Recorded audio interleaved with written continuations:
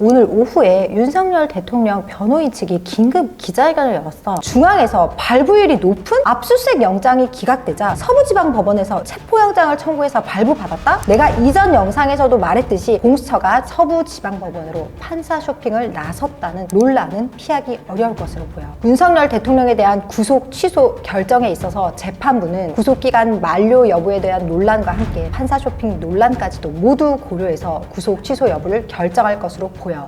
당신의 변호사는 누구입니까? 나의 변호사는 판심입니다. 1심, 2심, 판심 법무법인. 안녕 판심이들. 우리 회사가 서울중앙지방법원과 서울중앙지방검찰청 딱 그 사이에 있어서 여기 사무실 대회실에 있으면 우리나라에서 가장 중요한 사법부 사건에 대해서 한눈에 이렇게 내려다볼 수 있거든. 어제도 서울중앙지방법원에서 윤석열 대통령에 대한 구속 취소 신문이 있으면서 많은 사람들이 여기에 모였었어.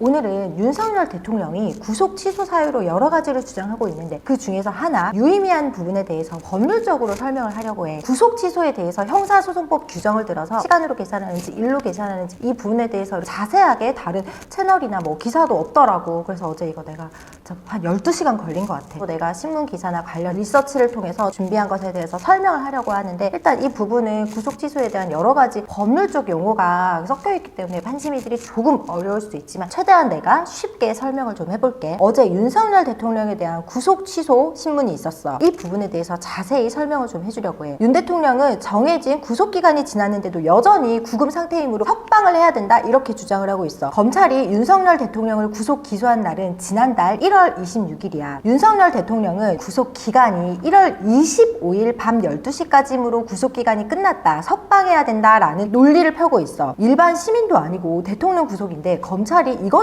실수하기는 쉽지 않을 거야. 왜 이렇게 주장을 하고 있는지 법률적으로 차근차근 따져보자. 형사소송법 제93조는 구속 취소에 대해서 규정하고 있는데 구속의 사유가 없거나 소멸된 때에는 법원은 직권 또는 검사, 피고인이나 변호인의 청구에 의하여 결정으로 구속을 취소해야 된다고 하고 있어. 구속은 기본적으로 판사가 영장을 발부할 때 할 수 있고 영장의 효력이 지속될 때 구속의 효력이 있어. 따라서 구속영장의 효력이 만료가 됐다면 석방을 하는 것이 원칙이야. 검사의 구속기간은 어떻게 되냐면 형사소송법 제203조에서 규정을 하고 있는데 검사가 피의자를 구속한 때에는 10일 이내에 공소를 제기하지 아니하면 석방하여야 한다고 규정하고 있어. 이 말은 무슨 말이냐면 피의자는 범죄를 저질렀다고 의심을 받는다고 해서 피의자거든. 그러니까 재판에 아직 기소가 되지 않은 의심을 받는 단계의 사람을 피의자라고 하는데 검사가 피의자를 구속하게 되면 법원으로부터 구속영장을 발부받아서 구속을 하는 거지. 검사가 내가 너 구속할게 이건 안 돼. 법원에다가 구속영장 청구를 하고 법원이 영장을 발부한 때에만 반드시 피의자를 구속할 수 있어. 그런데 이 영장의 효력이 언제까지냐? 구속을 시켜놓고 1년, 2년, 뭐 3년 기소도 안 하고 계속 그 사람을 잡아둔다. 돼? 안 돼? 안 되잖아. 따라서 검사가 법원으로부터 영장을 발부받은 것은 수사를 위해서 영장을 발부받는 거야. 10일 이내에는 수사를 끝마치고 반드시 기소를 하라는 거야. 그렇지 않고 네가 기소를 하지 않으면 이 사람을 석방하라는 거야. 그런데 만약에 10일이 구속기간이 모자라. 그러면 검사는 뭘 할 수 있어? 구속기간 연장 신청을 할 수 있어. 또 10일에 한해서 연장 신청을 할 수 있거든. 그런데 이 부분도 검찰이 구속영장 연장 신청을 한다고 해서 반드시 연장이 되는 게 아니라 법원이 허가를 해야 돼. 윤석열 대통령의 경우는 구속영장 연장 신청을 검사가 했는데 법원에서 불허가를 했었어. 공수처가 수사에 송부한 사건은 검찰이 추가로 수사를 하지 말고 바로 기소를 하라는 거야. 구속영장 연장이 되지 않으면서 구속기간 10일이 빠듯하게 된 거야. 왜냐하면 윤석열 대통령이 체포영장이 집행이 된 게 1월 15일이거든. 이후에 윤석열 대통령이 체포적부심이라는 걸 신청을 하게 되면서 법원에 기록이 왔다 갔다 한 시간이 있고 체포 이후에 구속영장이 청구가 되면서 구속영장 실질 심사 기간 동안에 법원에 기록이 왔다 가게 한 이 두 가지 시간을 공제해야 되느냐 이 문제가 불거지게 된 거야. 형사소송법 제200조의 제5항에 의하면 체포한 피의자를 구속하고자 할 때 체포한 때로부터 48시간 이내에 구속영장을 청구를 해야 되거든. 48시간이라고 규정이 돼 있어. 이 기간 내에 구속영장을 청구하지 않으면 피의자를 즉시 석방 석방하게 되어 있어. 기사에 의하면 윤석열 대통령은 2025년 1월 15일 10시 33분에 체포영장이 집행된 것으로 나와 있어. 그런데 검사가 체포영장을 집행을 하고 나서 피의자를 무한정 가둬둘 순 없잖아. 그렇기 때문에 이 체포된 피의자를 구속하고자 할 때는 체포한 때로부터 48시간 이내에 검사가 구속영장을 청구해야 되고 48시간 이내에 청구하지 않으면 피의자를 즉시 석방해야 돼. 윤석열 대통령은 이 체포가 불법 체포 주장을 하면서 체포 적부심을 신청했거든. 피의자가 체포됐을 때는 체포 적부심을 신청할 수 있고 구속이 됐을 때는 구속 적부심을 신청할 수 있는데 법원이 체포 적부심을 하거나 구속 적부심을 하거나 또는 구속영장 실질 심사를 하게 될 때는 법원이 그냥 청구서만 보는 게 아니라 검찰이 증거 기록이나 수사 기록 같은 걸 보내. 기록이 정말 중요한데 그 기록은 뭐냐면 처음부터 어떻게 수사가 진행됐고 이 사람이 왜 체포를 해야 되는지 왜 구속을 해야 되는지 범죄에 대한 소명이 있기 때문에 그 부분에 수사 자료가 함께 가는데 체포 적부심이나 구속 적부심이 진행된 기간 또는 구속영장 실질 심사가 이루어지는 동안에 법원에 기록을 보내게 되면 수사기관에서는 수사 자체가 진행이 안 되고 중단이 되는 경우가 많아. 기록 자체에는 정말 많은 정보가 남겨 있는데 우리나라 지금 형사소송은 전자소송이 아니라 종이야. 그러니까 하나하나 이렇게 수사가 진행된 때마다 시간 순서로 이렇게 다 편철이 돼 있고 수사 보고서 들어가 있고 관련 참고인에 대한 진술 줘서 그 다음에 뭐 통신 기록 열람했던 거 금융 거래 계좌 내역 추적했던 거 이런 부분이 다 담겨 있기 때문에 이거를 법원에 보내고 나면 수사기관에서는 수사를 중단할 수밖에 없는 사유가 생기기 때문에 이 기간 동안에는 수사 기간 48시간이라는 제한 기간 그리고 10일이라는 구속 기간에는 산입을 하지 아니한다라는 규정이 있는 거야. 윤석열 대통령 등 계산에 따르면 체포 적부심이 이루어지는 동안 검찰이 기록을 가지고 있지 않고 법원에 갔다가 검찰로 다시 돌아온 시간이 10시간 32분이라는 거야. 그래서 이 체포 적부심 동안의 이 기간을 과연 48시간이라는 구속영장 청구라는 제한 시간 내에만 산입을 해서 공제를 할 것인지 또는 10일이라는 구속기간이라는 데서 공제를 할 것인지에 대한 쟁점이 있어. 형사소송법 규정은 어떻게 규정을 하고 있냐면 제214조의 이 체포와 구속의 적부심사에 보면 법원이 수사관계의 서류와 증거물을 접수한 때부터 결정 후 검찰청에 반환된 때까지의 기간을 제200조의 제5항 이게 바로 그 48시간 이내라는 제한 기간에 산입하지 아니하고 그리고 제202조 제203조 10일이라는 구속기간에 산입하지 아니한다라는 규정이 있어. 제한기간과 구속기간을 명확하게 구별하고 있기 때문에 이 체포 적부심 10시간 32분을 48시간 이내라는 제한기간에서 공제될 시간은 될지언정 10일이라는 구속기간에서 제한될 부분은 아니라는 거야. 그래서 검찰 역시도 체포 적부심 기간을 고려하지 않더라도 유효한 기간 내에 적법하게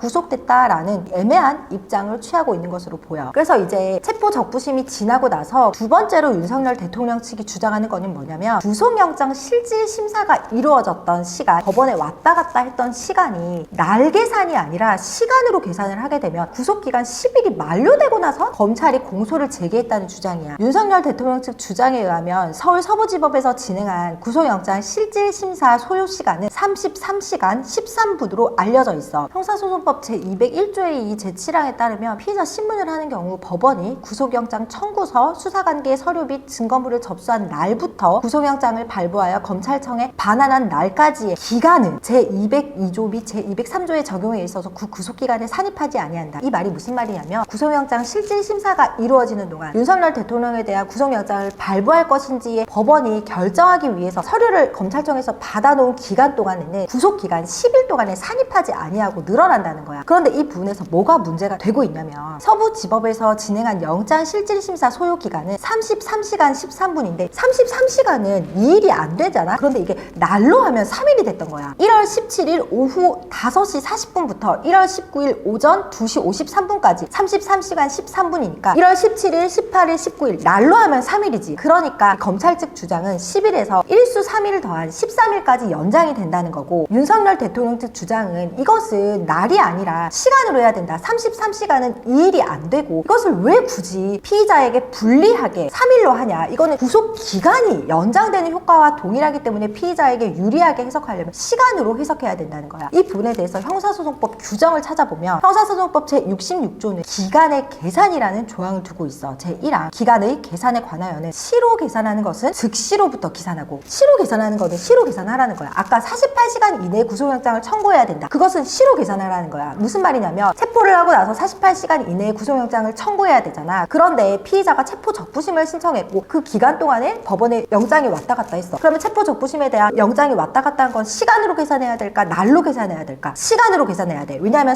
48시간 이내라고 규정이 되어 있기 때문에 시간으로 계산을 해야 된다는 거야. 그리고 일월연으로 계산하는 것은 초일을 산입하지 아니한다라고만 되어 있고 뭐 어떻게 계산하라는 말은 없어. 다만 시효와 구속기간의 초일은 시간을 계산하지 아니하고 1일로 산정한다. 이게 무슨 말이냐면 구속기간이 예를 들어 10일이잖아. 1월 1일에 이 사람이 구속이 됐어. 원래는 시간이라는 건 초일 불산이 원칙이거든. 그래서 2일부터 구속기간 10일을 계산하게 되면 2, 3, 4, 5, 6, 7, 8, 9, 10, 11일 1월 11일까지가 구속기간이 되는 게 피의자에게 유리해? 아니면 초일 산입을 해서 1일부터 1월 10일까지 구속기간이 되는 게 피의자에게 유리해? 초일 산입을 하는 게 유리하지. 그렇기 때문에 이건 초일 산입으로 피의자에게 유리해서 구속기간이라는 거는 피의자에게 불리한 조항이고 길어질수록 피의자에게 불리하니까 첫날부터 산입을 해서 1월 1일부터 1월 10일까지 정확히 10일을 지키라는 게 이 규정이야. 그리고 제2항에서는 뭐라고 되어 있냐면 연 또는 월로 정한 기간은 연 또는 월 단위로 계산한다고 되어 있어. 그런데 일로 계산하는 것은 어떻게 계산하냐? 이 부분에 대해서 명확한 규정이 없어. 연이나 월로 정한 기간은 연이나 월로 계산하고 일로 계산하는 것은 초일을 산입하지 아니한다라고만 되어 있고 일에 대해서는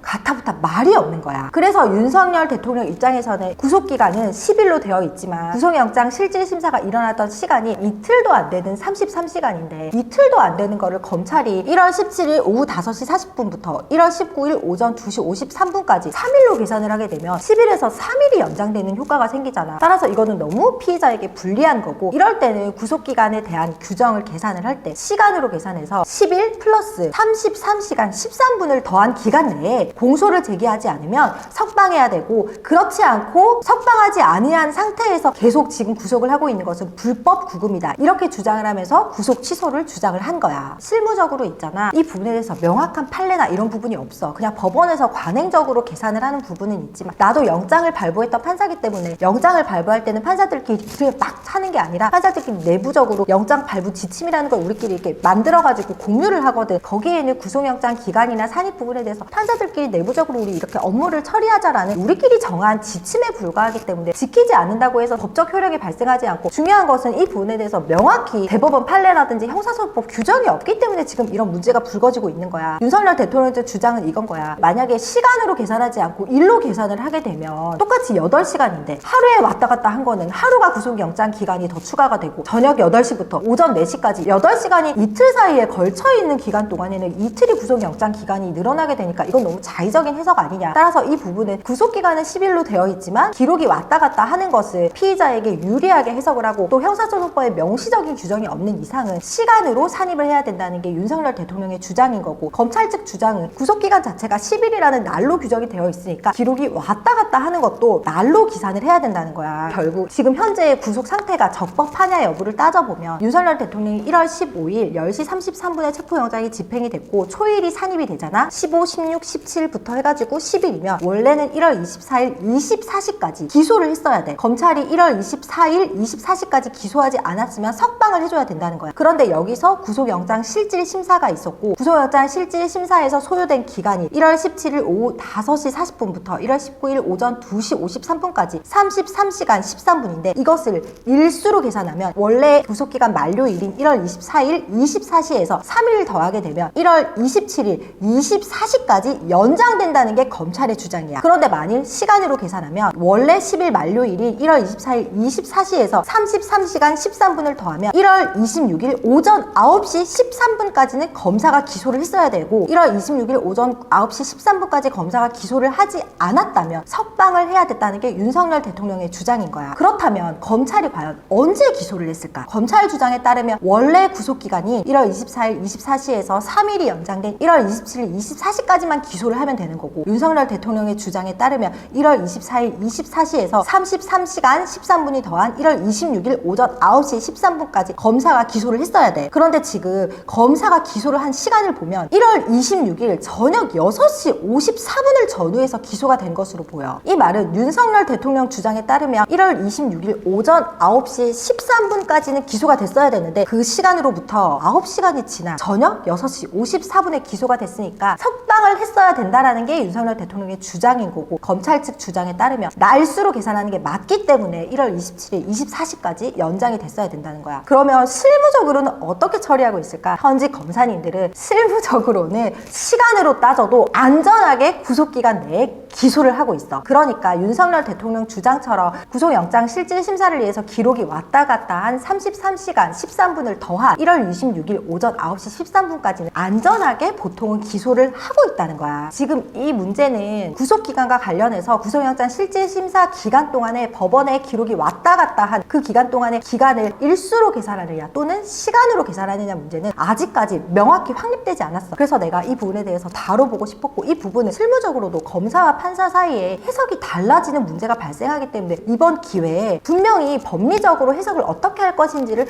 명확히 하고 갈 필요가 있다는 거야. 내가 판사로 근무할 때 검사가 법원에 서류가 있었던 기간 이 부분을 있잖아, 날수로 계산을 해가지고 예를 들어서 10일인데 3일이 연장됐다고 생각해서 10일이 아니라 13일까지로 생각해서 13일에 구속기간 연장 신청을 한 거야. 그런데 판사는 이 부분을 시간으로 계산을 해서 예를 들어 33시간이면 10일 24시에 만료가 되면 판사는 시간으로 계산했기 때문에 11일은 지나고 1월 12일 오전 9시에 이미 구속기간이 만료가 됐다라고 해서 피의자가 석방된 사례가 있었던 것으로 내가 기억하고 있거든. 윤석열 대통령의 구속 취소에 있어서 법원도 고심이 많을 것이라고 생각해. 윤석열 대통령 구속 취소는 형사소송법에 있어서 구속기간 10일이라는 제한 사이에 법원의 기록이 왔다 갔다 한 시간을 시간으로 계산할지 일수로 계산할지 아직까지 명확히 확립된 부분이 없기 때문에 실무적으로 검사는 날수로 계산하기도 하지만 내가 아는 검사는 무조건 안전하게 시간으로 계산해도 10일 내에 기소가 되도록 하고 있다고 하고, 실무적으로 정립이 되지 않았기 때문에 이 부분은 이번 기회를 통해서 명확히 할 필요가 분명히 있는 부분이라고 생각해. 윤석열 대통령에 대한 이 사태는 여태까지 단 한 번도 없던 사태이기도 해. 그렇기 때문에 되게 많은 법적 쟁점이 대두되고 있는데 나는 이 부분에 대해서